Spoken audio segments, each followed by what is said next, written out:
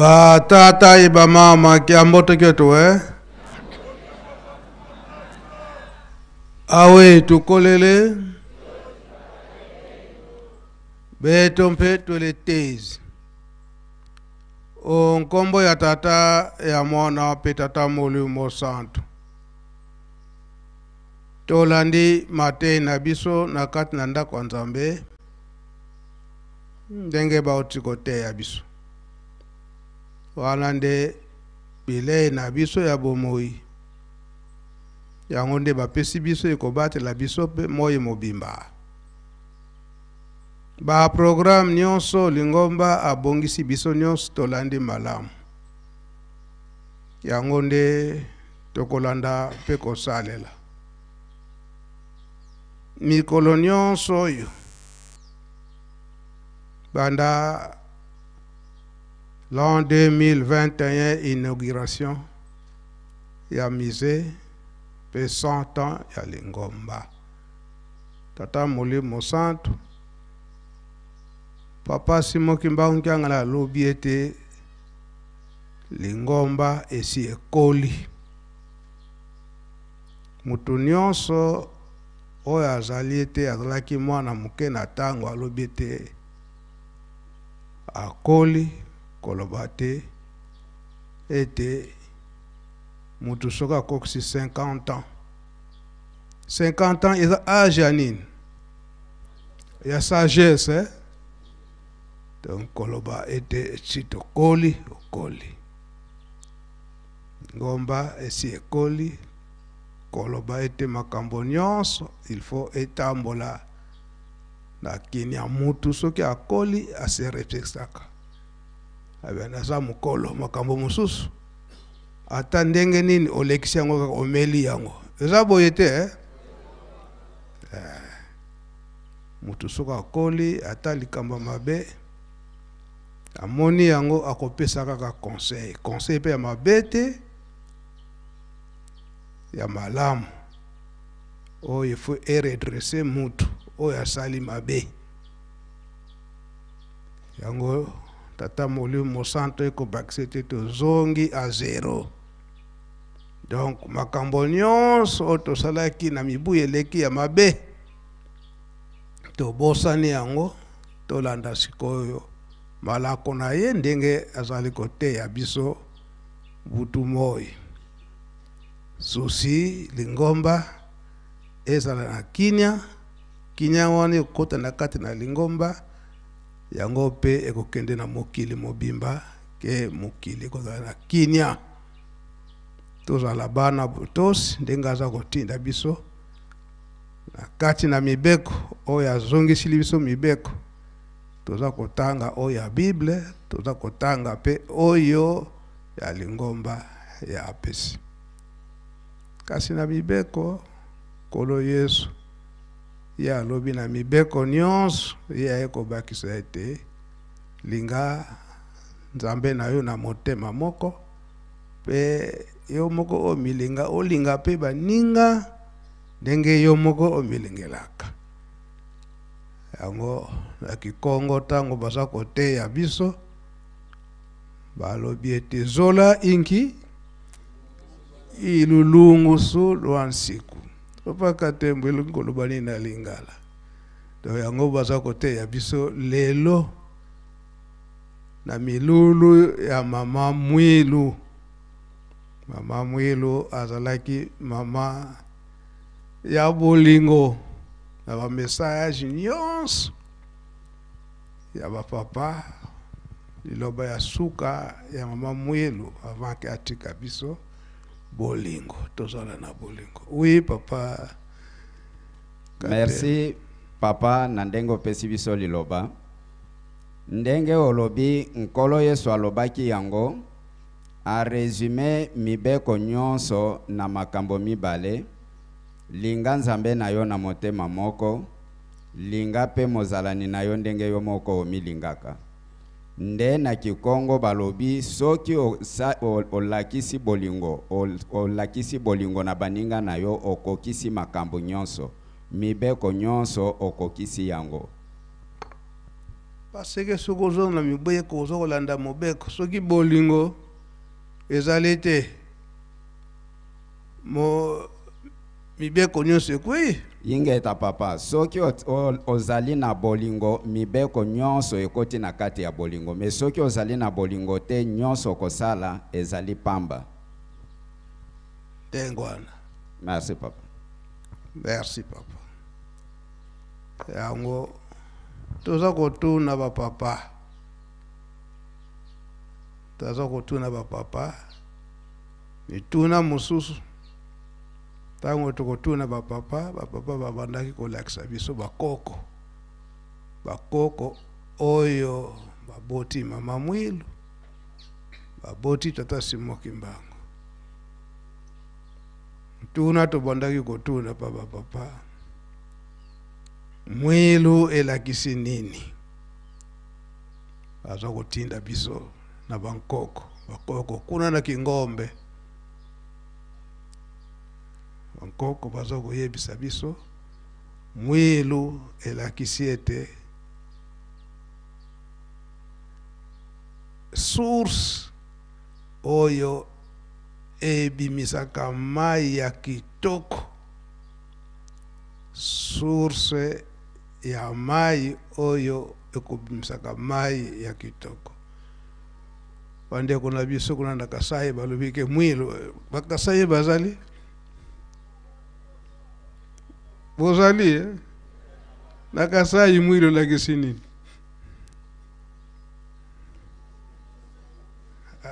Biso na tozana bajene.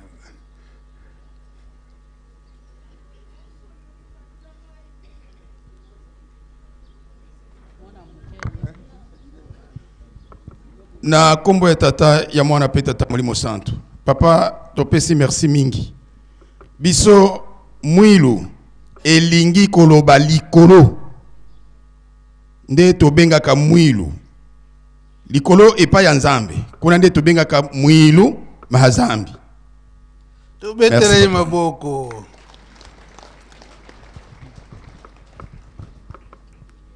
Kiawanga wana fo graba ndundo. Papa kateba.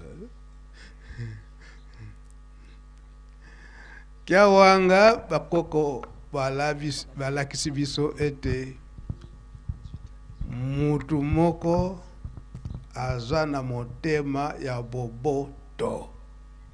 Wala bakoko.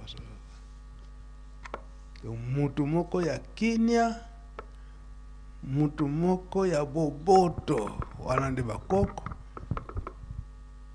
baza koyebisa biso. Oui, papa. Merci papa. Presque ndenge olobi papa ezali bongo elakisi ete muto yazali na bolingo makasi na evangeli na ye. Kiawanga. Tobetela papa katema boko. Grand bandundu oye. Oye. Base na yoga kape mingi bakombe ya Kiawanga. Ota baba Mwilu te bakoko na biso kuna. Nzitani. Wana peut-être papa umefoye papa wana Kikongo.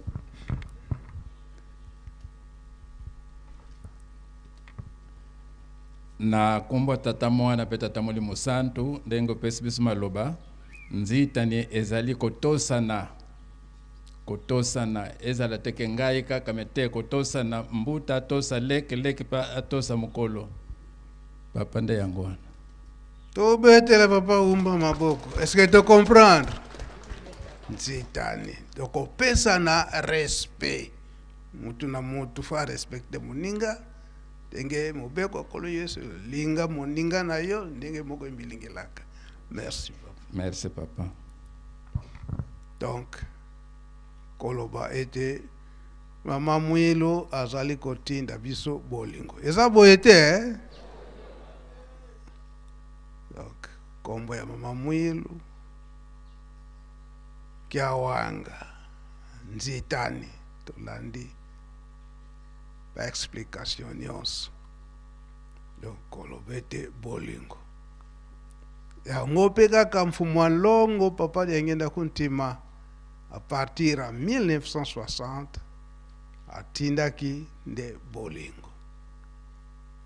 Choral Yerusalem il faut ayeba, fakipe il faut ayeba, pour la tango wana programme epesemelaki ete papa Mfumwalongo atambola na bamboka nyonso, kotambola na bamboka nyonso pe kokota ndaku na bamboka koteya bolingo kaka. Yango nzembo ebandaki koyemba ma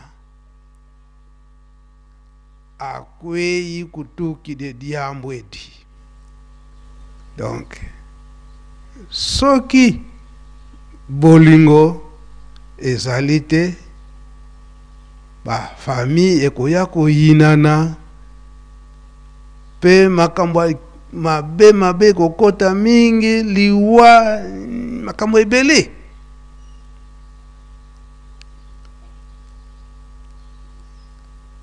Donc nzembo wana ebandaki koyemba ma papa Saidi aza wana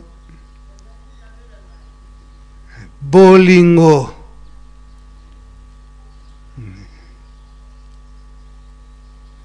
bolingo. Donc papa Liangenda ateyaka bolingo yango na date ya le 12 avril wana na le 27 avril papa Mfumwalongo albaka ete bino ba mama tala mwana na bino. Donc papa Liangenda pwana nini balobi na Kikongo mwana ngangu mwana na mayele asalaka nini? Asepesaka tata na mama. Asepesaka tata na mama mwana mayele. Ovo mwana zoba. Tantu za ngudi yese.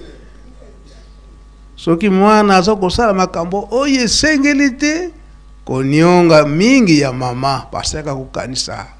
Denga memi mkumba ya 9 mois. Oza bebe obotami ndenge nini mwana fwasunga papa bato mama fwasunga mwana na ye tiko kola na ye nyonso wana pasi ya mama yango toyoka katango nyonso papa Mfumwalongo bandaki papa denge na bandaki koloba atandenge nini ngai kaka na banani na ba mama tata Molimo Centre papa Simoki Mbangangani ata ba mama to poli na biso na Nchinchani ye na banani na ba mama kaka, na ba mama kaka ba mama oye mama Mwilu oye esengeli bolingo emona na pe misala emona na. Oui papa Saidi. Na kombo ya tata mwana tata Molimo Centre, papa conseiller spécial, conseiller direct ya tata Molimo Centre, sa divinité papa Simoki Mbangu Kiangani, envoyé spécial et en colonabiso Yesu Christo. Na pesi o merci ndengo pesi nga maloba. Epai wapi ewuti bokamwani akweyi kutukide mpambani pona bolingo ezangi zola kukondolo akweyi kutukide mpambani zola kukondolo akweyi kutukide mpambani zola kukondolo zola bakundi tusimbeno zola kufike mbizazo zola bakundi tusimbeno mfumu kavovele zola bakundi tusimbeno zola kufike mbizazo zola bakundi tusimbeno fumuka vove akweyi kutukidye dyambwedi zola kukondolo akweyi kutukidye dyambwedi zola kukondolo zola bakundi tusimbeno zola kufike mbizazo zola bakundi tusimbeno mfumu kavovele zola bakundi tusimbeno zola kufike mbizazo zola bakundi tusimbeno mfumu kavovele. Na kombo ya tata mwana tata Molimo Santu epai ewapi euti bokabwani na biso bado pona nini bolingo ezangi ya mwana balibike bolingo bandeko tosimba bolingo yango nde ekundaka mabe nyonso. Papa conseiller spécial, conseiller dirigé Molimo Santu. Bolingo salaka nini? Kosi papa mabe nyonso. Lelo toyoki ete réunion préparatif ezali pana milulu mama mwilu ya le 27 avril l'an 2025 eleka na Kenya. So babengi biso pona kobongisa na kati na bolingo poete milulu eleka na Kenya. Boye te? Boye papa. E kasi soki na réunion wana bayokani te ba se séparer pour des poissons. E osala ndenge nini? Fete ebebaka te. Ekobeba. Na kati na lisanga likambo nyonso fandi boyokani ata kuna na kati ya réunion toswani kasi suka nini tokokanga likambo oyo ya kitoko oyo kopesa Kenya na milulu na biso to na likambo oyo toza nango. Donc bolingo. Merci papa Saïd Okokikoso. Merci papa conseiller spécial. Wana devoir ezalaka na papa Liangenda vers les années 1961 ti 68. Fumambanza yeye kubakisake mibeko to bosa na te. Na kati na mibeko donc na kati na baza kutinda biso bolingo kasi mibeko to bosa na te. Wana Fumambanza akoma livre mobimba ezali amuke to bandako se colompilité ko yeko la biso nyonso ndenge nini tokoki kozala na Kenya, ndenge nini tokoki koyoka na biso nyonso po ete mboka ezala na Kenya pe lingomba ezala na Kenya. Wana kama te topesani na tongo ya lelo tata Molimo Santu papa Simon Kimbangu Nkiangani tango nyonso aza kotinda biso na kati na mibeko misala botongi Yerusalemi botongi ngomba esika tozali pe kolona pe kobokola mai tata Nzambe apesi biso na tongo ya lelo ile ya ngwana pesika tolingo kota na tintsani na biso ya majut. Ba mama oye naloba mazuti ezangi biso nabanga te ayo mazuti ya banjean esengili tono moko te di moins 10 filles tokokoka batata oye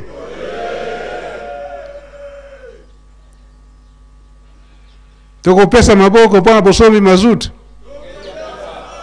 lelo mukolo nini samedi ya banani ya batata ebele bamama boye eske tokokoka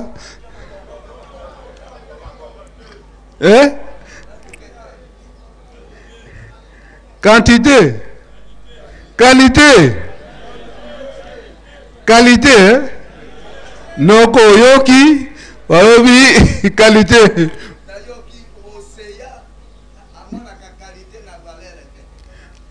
amona la qualité na valeur te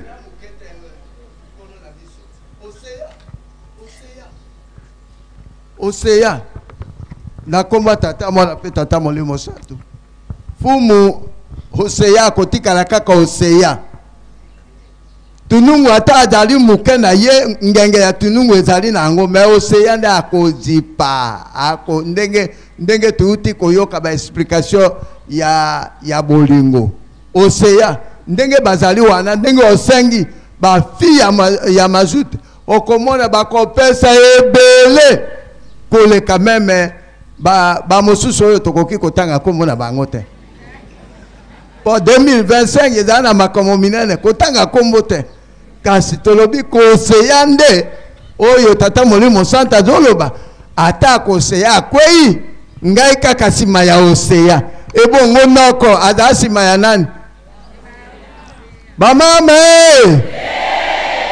bilombe tata Molimo Santu alobi ete ata oseya ekwei azala kaka nsima ya oseya ebongo noko azali nsima ya nani otumoli tata Molimo Santu otumoli bamama ebongo soki otumoli songolo fakala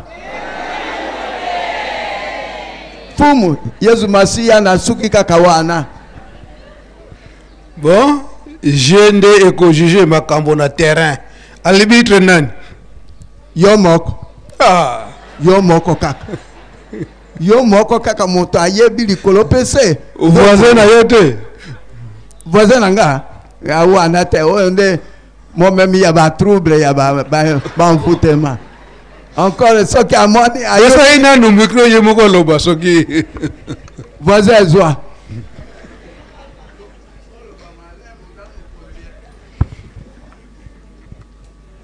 na kombo ya tata ya mwana pe tata Molimo Santu tozalaka na mokonzi moko na mboka na biso heureusement ndeko ya voisin ye pe mutu abandaki koloba yango olukaka makambo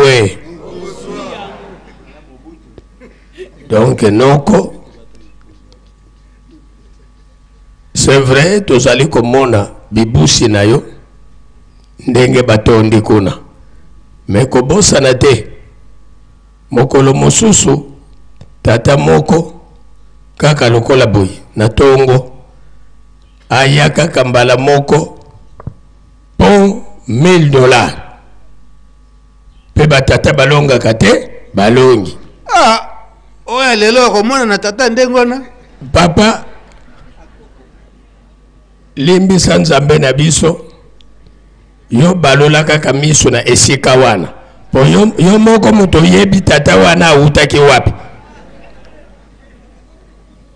yo moko papa mama ndengwana kokomona na te papa bakouta wapi bakouta wapi soki tembe papa lelo ezali anniversaire ya ngai tata na noko na bango ata ba mama mibale ya nde lulenge wana babima nanu po tondima bango donc mama moko okombo ya tata mama moko okombo ya mwana mama moko okombo ya tata Molimo Santu wana nde tokopesa bango respect koleka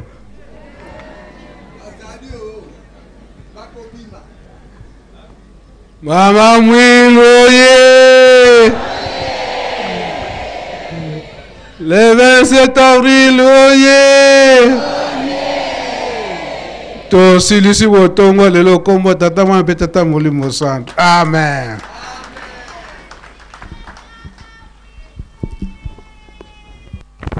Pour le salut, salut.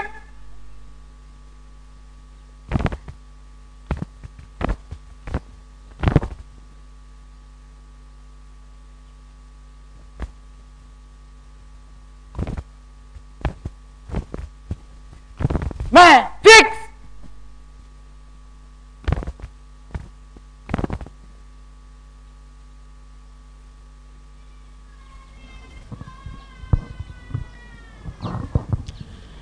Ma tondi mingi na papa songia nzila na message kitoko.